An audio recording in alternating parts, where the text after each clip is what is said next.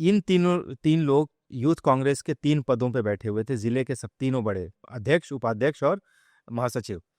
तो उसने कहा कि मैं इनसे दोस्ती करा दूंगा और ये तुमको पॉलिटिक्स में एंट्री दिलाएंगे।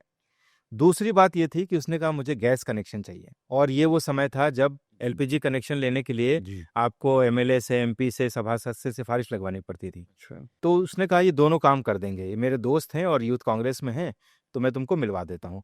इस तरह से उस लड़के ने इस पहली लड़की को, जो 18 साल की 12वीं की लड़की थी, उसको फारूक चिश्ती और नफीस चिश्ती से मिलवाया।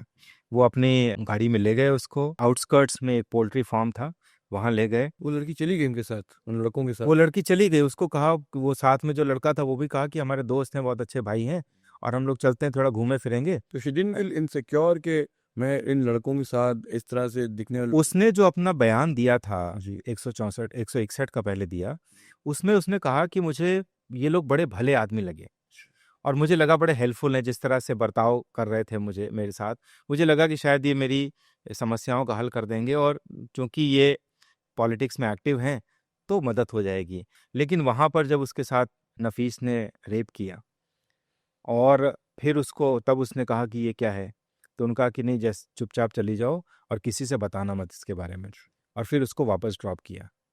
और उसके बाद पहली मुलाकात के बाद वो उनको अवॉइड करने लगे। वो अक्सर कॉलेज में आते थे, ढूंढते थे उसको, लेकिन वो दिखती थी, अवॉइड करती थी। फिर इन्होंने उसके घर के चक्कर लगाने शुरू की और उसको धमकाया कि अगर तुम दोबारा नहीं आओगी तो हमारे पास तुम्हारे फोटो हैं। तब उसको पहली बार पता लगा कि मेरे फोटोग्राफ इनके पास है।